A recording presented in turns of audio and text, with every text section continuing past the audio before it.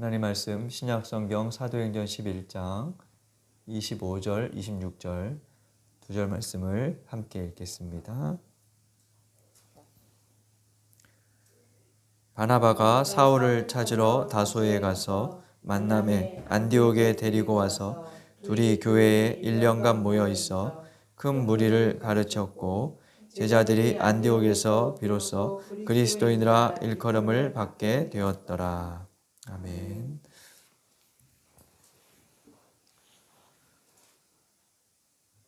10월 마지막 주일은 개신교의 출발점이 된 종교개혁 기념일입니다. 그리고 우리 교회가 1주년이 되는 때이기도 하죠. 이 즈음에 지난주에 말씀드린 것처럼 지금 우리 교회가 속해 있는 이 기독교의 역사와 흐름을 한 달 동안 좀 훑어보려고 합니다. 설교보다는 이야기를 듣는 마음으로 들으시면 좋겠고, 낯선 이름들이 좀 많이 나오고 연도도 나와서 좀 헷갈릴 수도 있겠지만 그냥 간략하게 기독교의 흐름, 역사를 한번 훑어본다 하는 마음으로 들으시면 되겠습니다.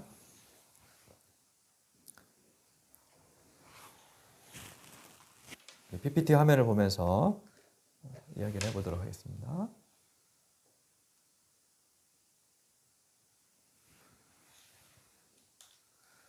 일단 5주 동안 이런 흐름으로 이야기를 진행하려고 합니다. 초기 기독교, 오늘은 초기 기독교 이야기 30년부터 주후 30년이죠. 30년부터 476년까지의 이야기. 그리고 두 번째 주에는 중세시대 기독교의 역사를 476년부터 1453년경까지 흐름을 살펴보도록 하겠고요. 그리고 셋째 주에는 종교개혁과 개신교의 출현, 주로 15세기와 16세기경의 이야기입니다. 그 후에 개신교의 교파가 형성되었던 17세기, 18세기 이야기를 4주차에 하고 마지막 5주째에는 한국교회 역사와 지금 우리의 자리를 한번 이야기해 보는 것으로 10월 한 달을 보내도록 하겠습니다. 오늘은 초기 기독교 역사로 기원후 30년부터 476년까지의 이야기입니다. 476년까지로 나눈 것은 이 476년이 서로마가 멸망되는 해여서 고대와 중세를 나누는 기준점으로 많은 역사학자들이 삼고 있기 때문입니다. 그래서 세 가지를 보게 되는데요. 초기 교회 공동체의 생성과 성장, 그리고 교회에 닥친 시련과 그에 대한 대응, 그리고 마지막은 기독교가 제국의 종교화되고 또 종교가 그 결과로 제국화되어지는 과정을 이야기해 보도록 하겠습니다.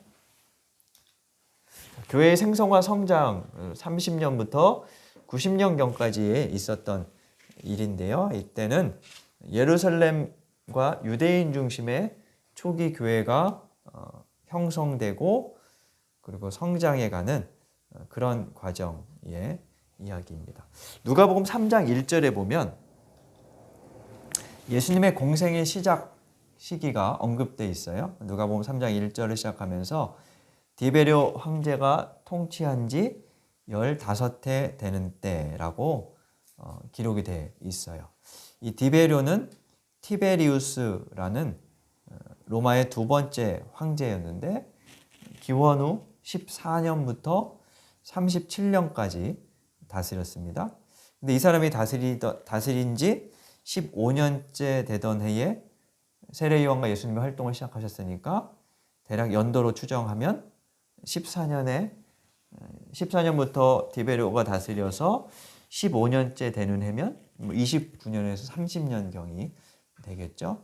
이때쯤 세례 요한과 예수님이 공생애를 시작하시고 3년의 공생애를 거쳐서 31년 2년쯤 이제 죽음과 부활을 겪게 되십니다.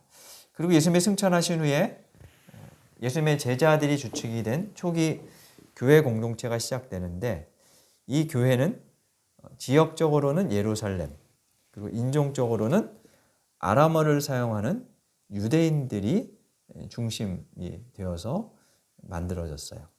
사도행전에서 볼 수 있듯이 이들은 초기에 유대교의 기도 시간을 지키고 성전과 회당에 출석하는 등 유대교의 전통을 지키며 예수님을 믿었습니다.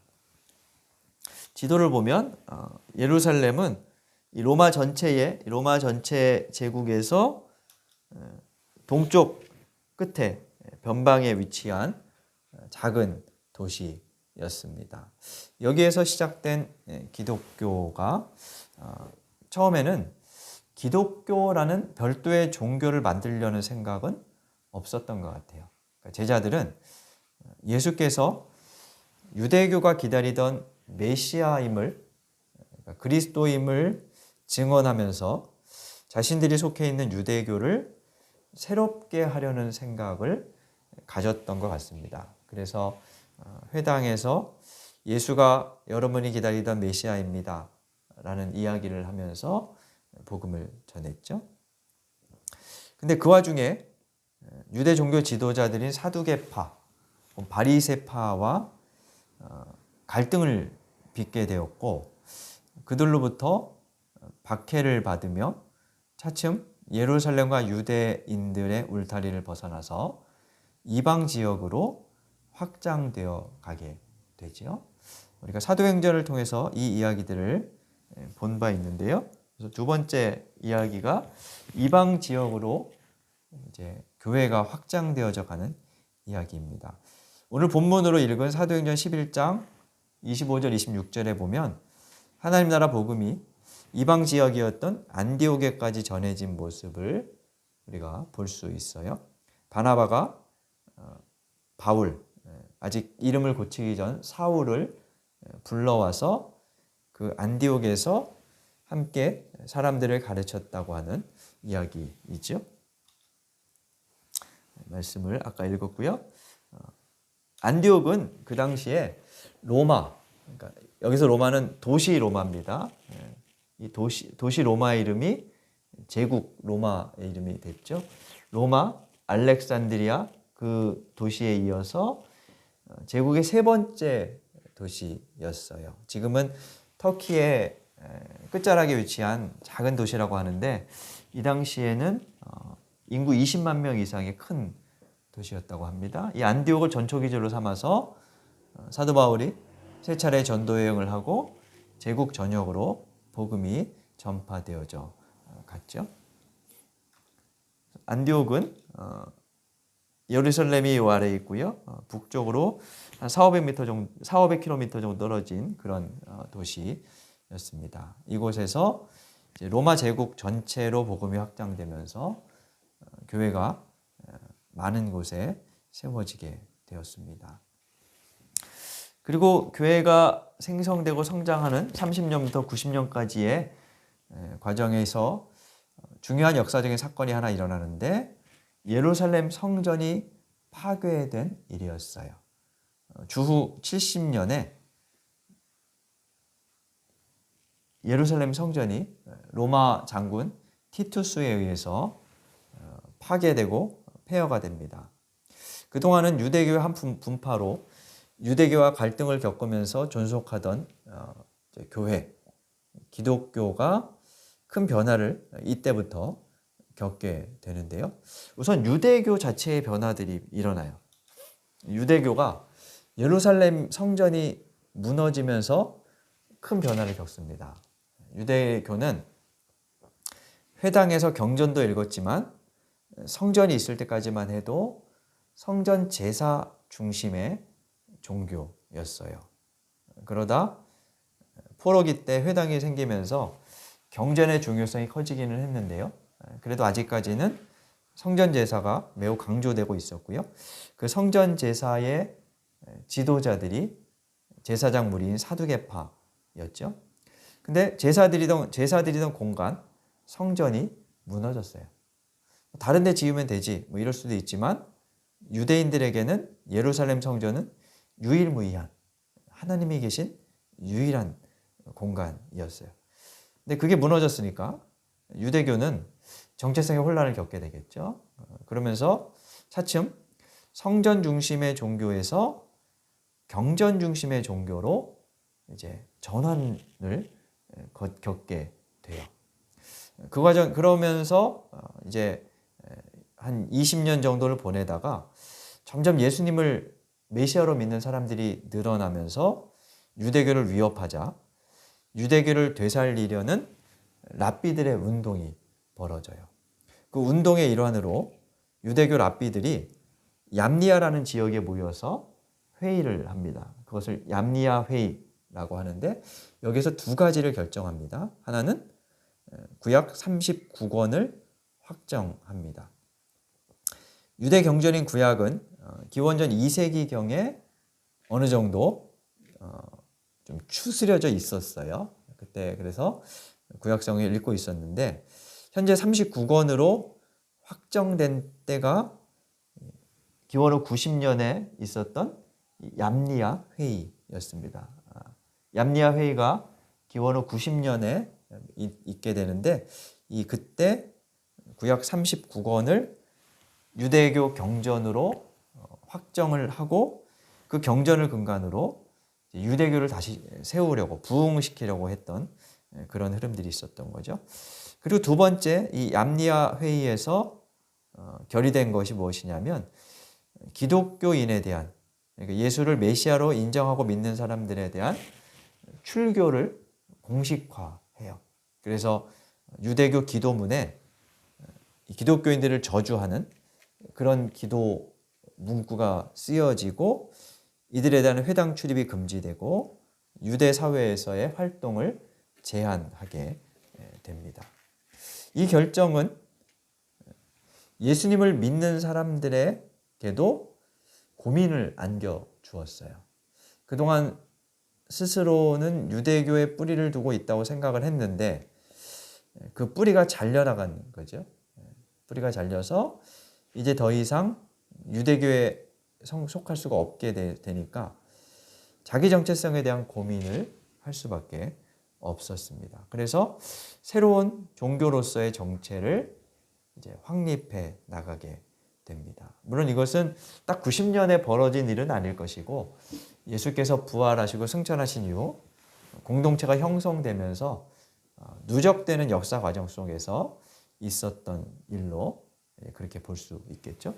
그래서 이 일을 계기로 출교라는 결정적인 계기를 그 사건을 계기로 교회가 변화되기 시작하는데 우선 사람들이 따로 모여서 지금처럼 뭐 예배를 드리거나 미사를 하거나 성찬을 하거나 이렇게 하게 되겠죠. 서너 명이 모일 때는 특별한 리더라든지 직제가 필요하지 않습니다. 지금 우리도 그런 게 없죠. 무슨 위원회라는 조직도 없고 무슨 직제 같은 게 없어요. 근데 사람이 많이 모이다 보면 이제 그 질서를 유지하기 위한 직제와 체계가 필요하죠. 그런 변화들을 이제 교회가 겪게 됩니다. 그래서 감독, 장로, 집사 등 직제가 발전하고 공고화되는 그런 과정을 거치고요. 미사나 성만찬을 집례할 때 미사를 행하고 성만찬을 집례해야 되는데 이때 과연 누가 집례자가 될 거냐? 그것을 결정하는 사람을 세우는 그런 문제들이 또 대두돼요. 이러면서 이제 성직자 개념이 생겨서 성직자가 미사를 집례하고 성만찬을 집례하는 그런 일들을 하게 되죠. 그리고 또 한 가지는 이그나티우스라는 당시의 감독, 교부가 있었는데 이 사람이 안디옥 교회의 감독이었어요. 110년경에 사망했다고 하니까 아마 이 기독교의 이 변화의 이 한 지점에 있었을 텐데 이 사람에 의해서 기독교라는 명칭이 사용되기 시작했다고 그렇게 이제 알려져 있어요.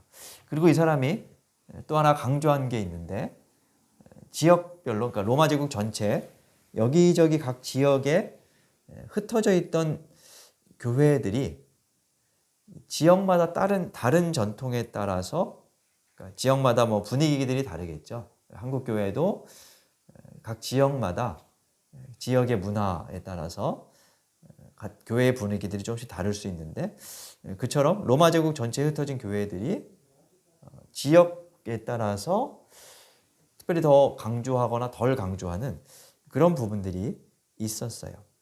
그래서 이 이그나티우스가 여러 지역에 생긴 교회들이 별개의 교회가 아니라 하나의 보편 교회다. 하나의 교회다. 이것을 강조하면서 가르치기 시작을 했어요.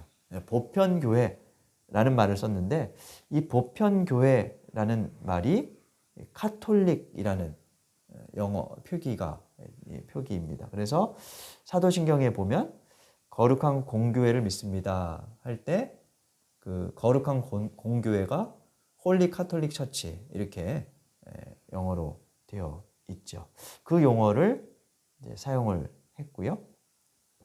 그리고 이제 하나 되기 위해서 중요한 것은 여러 감독들이 통일된 어떤 뭐 미사의 어떤 순서라든지 성찬의 집례 방식이라든지 이런 것들을 이제 정하는 일인데 이때 과연 어느 지역 감독의 말을 따를 것이냐, 그러니까 누구의 어떤 감독이 더 권위가 있느냐 하는 그런 문제를 또 해결해야 했어요. 주로 두 지역의 감독이 경론을 벌였다고 하는데 하나는 하나는 이제 비잔티움 그리고 하나는 로마 교구의 감독이었습니다. 비잔티움은 지금 다루는 역사에서 조금 더 후대에 생겼는데요. 이 당시에는 이제 5개의 큰 교구가 있었어요. 지역별로 로마 교구, 그리고 아프리카 북부 이집트 쪽에 알렉산드리아 교구, 예루살렘 교구, 안디옥 교구, 그리고 비잔티움, 콘스탄티노플 교구, 이 5개의 큰 교구가 있었는데 로마의 제국의 수도가 비잔티움으로 옮겨지면서 이 비잔티움, 콘스탄티노플이 성장하게 되죠. 그래서 이 콘스탄티노플 주교와 로마 주교 두 감독이 대립을 이제 하던 역사들이 있게 됩니다. 나중에 보겠지만 결국엔 이 둘이 결별해서 콘스탄티노플 지역의 교회들이 정교회, 동방정교회라는 이름으로 떨어져 나가는 결과를 이제 갖게 됩니다. 어쨌든 초기에는 이 두 지역이 싸우다가 어디가 더 권위를 인정받게 되냐 하면 로마 교구의 감독이 더 권위를 인정받게 돼요. 그러면서 로마 지역 교회들의 세력이 커지고 아마 나중에는 이제 교황 제도로 발전을 이제 하게 되죠. 반면 이런 감독 중심 직제가 체계화되고 강화될수록 독재적인 교회 정치 체제로 변모 혹은 왜곡되는 그런 문제가 생기기도 했습니다. 아무튼 이런 과정을 통해서 이제 교회가 기독교라는 독자적인 정체를 가진 종교로 차츰 이제 변화하면서 성장해 가게 되죠.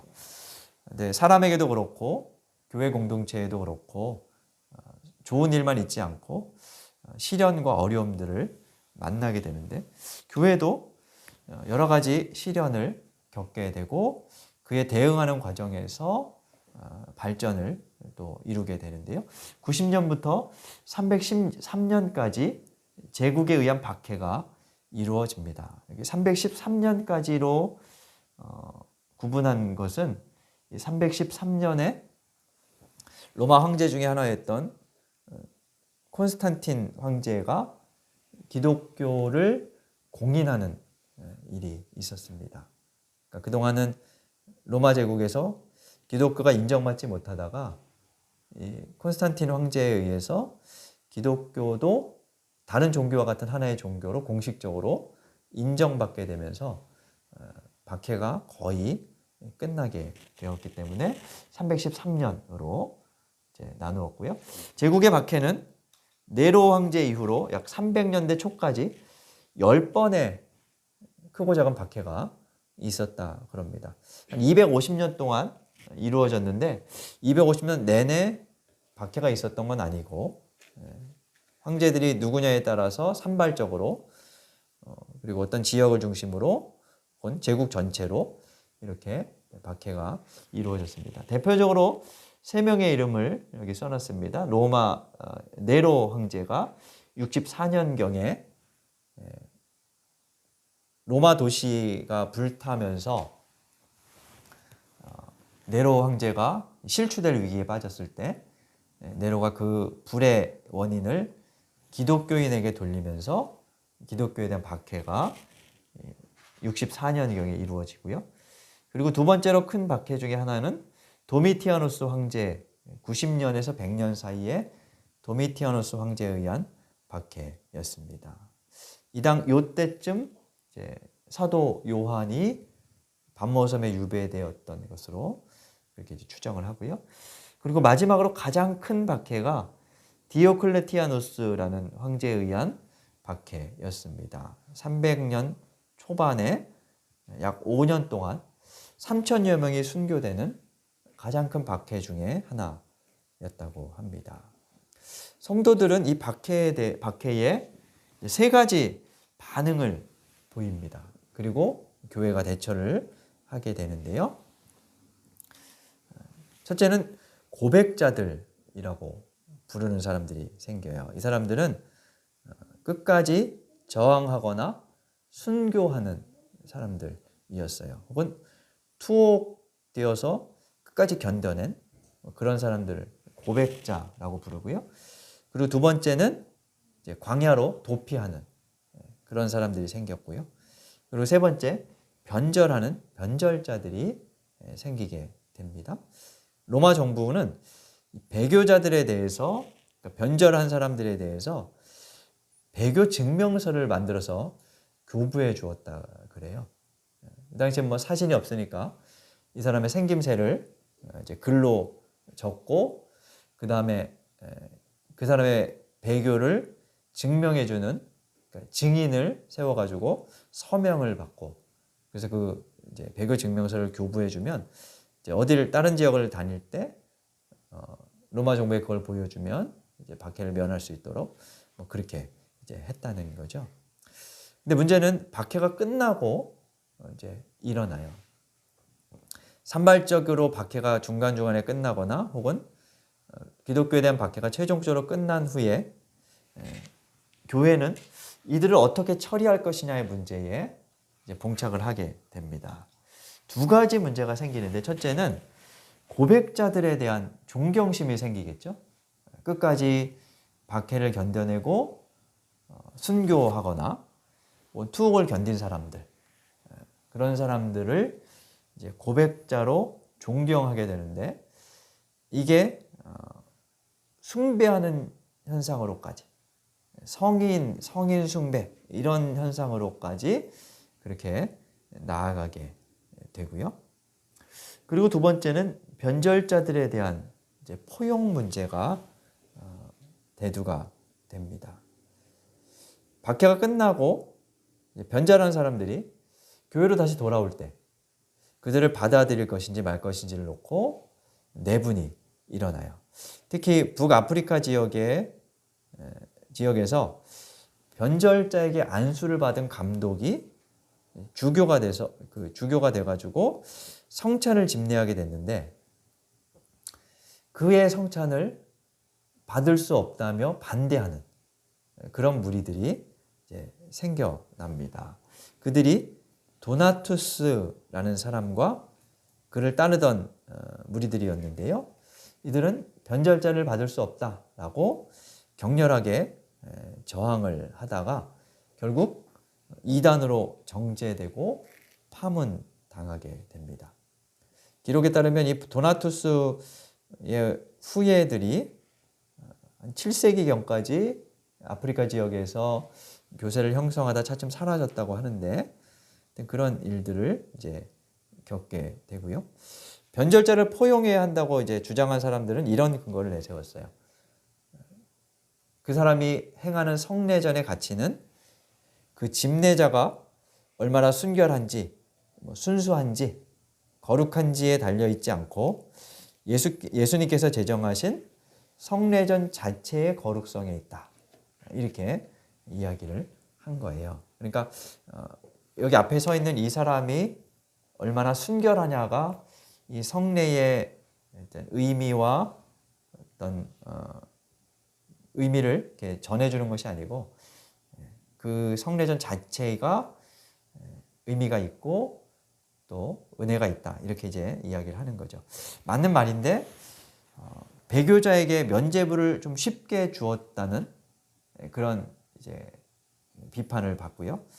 그래서 정의 없는 사랑을 실천했고 회개 없는 행동을 정당화했으며 윤리 기준에 하향평준화하는 문제를 낳았다는 그런 이제 비판을 받기도 하죠. 근데 또 다른 문제는 아마 어쩔 수 없이 그러니까 비자발적으로 배교했다가 교회로 돌아온 사람들을 어떻게 그 배려하고 고려할 것이냐 이런 문제도 아마 있었을 것 같습니다. 이런 문제는 우리 역사에도 있었어요. 일제강점기 때 신사참배가 많은 기독교인들에 강요되었었죠. 그래서 꽤 많은 목회자와 교인들이 신사참배를 행했습니다. 반면 끝까지 신사참배를 거부하고 죽거나 옥고를 치른 사람들이 있었죠. 이 사람들이 출소 후에 자체적으로 신학교를 세우고 교단을 만들었는데 그 교단이 현재의 장로교 고신교단이 되지요. 아울러서 개신교가 천주교의 성인 숭배를 문제 삼지만 개신교 내에도 그에 못지않게 신앙의 위인들을 영웅화하려는 사례가 적지 않게 나타나기도 합니다. 그래서 뭐 그런 사람들을 내 신앙을 모범으로 삼는 것은 뭐 일면 필요할 수도 있지만 너무 지나치게 어떤 사람에게는 다 양과 음이 있는데 긍정과 부정이 다 있는데 긍정적인 것들만 지나치게 강조하면서 적용하려고 할 때 이제 영웅화되거나 오해되는 그런 문제를 낳게 되죠. 많은 사람들이 이야기하는 것 중에 하나가 11조의 비밀을 난 부자 록펠러 뭐 이런 이야기예요. 책으로도 많이 읽혔는데요. 록펠러가 11조를 꼬박꼬박 잘 낸 뭐 그런 기독교인이다. 그래서 미국의 최고의 부자가 됐다. 뭐 이런 이야기를 합니다만 사실 록펠러는 굉장히 반도덕적인 그런 기업인 중에 하나였어요. 그래서 그 부분을 간과하고 그냥 종교적인 한 일면만을 영웅시할 때 문제가 틀림없이 나올 수밖에 없죠. 성경 해석이나 역사 이해에 있어서 몇몇 사람을 영웅화하며 추켜 세우는 태도는 사실 성경 읽기에 좋은 독법은 아니고요. 역사를 이해하는 좋은 방식도 아니라고 할 수 있습니다. 아무튼 그런 과정을 통해서 박해에 대해서 반응하고 대처하는 과정을 겪게 됩니다. 그리고 또 하나 교회에 닥친 시련은 이단의 출현입니다. 이단들은 여러 차례 출현했는데 대표적으로 몬타누스라는 이단이 1세기경에 등장을 합니다. 이 사람은 몬타누스라는 사람은 극단적인 성령운동과 신비주의를 강조했고요. 그리고 에비온파가 있었습니다. 이들은 예수의 인성을 강조하면서 신성을 부인했던 사람들이고요. 그리고 영지주의가 있습니다. 이들은 에비온파와 반대로 예수의 신성을 강조하고 인성을 부인하던 사람들이었습니다. 이런 이단들에 대처하는 과정에서 기독교는 교리와 신조, 신약을 정경화하는 과정을 거치게 되는데요. 신조를 만들어서 교육시켜서 그 신앙 고백과 다른 사람들을 경계하도록 합니다. 신조는 지금 우리가 그 예배 때 고백하는 사도신경, 사도신조, 이것에 이제 모체가 되는 것이었고요. 그리고 영지주의의 영향을 받은 마르시온이라는 사람이 누가복음과 바울서신 일부를 추려가지고 자체 성경을 만들어서 유포하기 시작을 해요. 그러자 그에 대응하기 위해서 신약을 정경화하는 작업을 이제 오랜 기간 걸치면서 397년 카르타고 회의에서 지금의 신약 27권을 기독교의 정경으로 그렇게 결정하게 됩니다. 신약이 그런 과정을 통해서, 이런 과정을 통해서 결정되었다는 것은 성경이 하늘에서 뚝 떨어졌거나 한순간에 기록된 것이 아니라는 것을 보여줍니다. 성도들 중에는 성경에 대해서 지나치게 신비주의적인 생각을 갖고 있는 사람들이 있는데, 그런 신비주의적인 눈은 오히려 성경을 제대로 해석하지 못하게 만들 수 있습니다. 우리는 정경 27권이 확정되는 과정이 단순히 인간의 회의의 결과가 아니라 성령 하나님의 개입에 의한 일이라고 믿으며 그것을 구원에 이르는 도리와 신앙 실천의 표준으로 받아들입니다. 그러나 한편 그것은 사람들의 여러 차례의 논의를 거치며 형성되기도 했어요. 이 말은 역사 과정을 거쳤다는 것입니다. 그래서 오늘 우리의 역사에 있어서도 마찬가지로 우리의 신앙의 표준인 성경이 구체적으로 적용되고 하나님 말씀이 되게 하려면 재해석되는 일이 필요합니다. 근데 신비화가 해석 자체를 금기시하게 만들어서 알맹이가 아닌 껍데기만 보게 하는 거죠. 이것은 역사와 전통의 이해에도 마찬가지입니다. 기독교의 전통은 역사를 거치며 각 시대의 언어와 사상으로 재해석되었고 만들어져 온 것입니다. 따라서 그 재정의 정신을 살리는 일이 필요하고요. 우리 시대에 맞게 재해석하며 창조적으로 만들어가는 것이 필요하죠. 어떤 특정한 시대와 인물, 사상과 제도가 절대불변의 진리가 될 수 없기 때문입니다. 근데 그것을 불변의 진리로 삼을 때 교회와 신앙은 화석처럼 굳어지거나 우상화되고 선한 동기가 있다 할지라도 자신도 모르는 사이에 하나님의 계명을 버리고 사람의 전통을 지키는 그런 어리석음을 범할 수도 있게 되죠. 역사적인 맥락의 이해 없이 무조건 받아들인 결과라 할 수 있습니다. 그래서 오늘처럼 기독교 역사를 정말 간단하게 살폈지만 이런 시간을 가지면서 이해를 구하며 성찰하는 신앙, 그리고 기독교와 교회, 우리의 믿음에 대해서 더 깊은 신앙을 형성하는 그런 우리가 될 수 있기를 바랍니다. 오늘 원래 박해 이후 기독교가 제국의 국교로 공인되는 과정까지 말씀드리려 했는데 여기서 마치고요. 다음 주에 이어서 기독교 역사를 이어가도록 하겠습니다. 우리 함께 기도하겠습니다. 하나님, 주께서 섭리하셨던 역사, 또 그 과정에서 보이지 않는 하나님의 손길이 있었으며 또 때로는 인간이 과오를 범했던 그러한 순간도 있었음을 저희가 알고 있습니다. 그러한 역사를 통해 오늘의 교회와 우리의 신앙을 돌아봅니다. 이 시간 이러한 배움을 통하여서 저희의 믿음과 교회에 나아갈 길을 찾도록 하여 주시고 하나님께서 바라시는, 기뻐하시는 교회, 또 그러한 기독교로 거듭날 수 있도록 저희를 도와 주옵소서. 예수님 이름으로 기도드립니다. 아멘.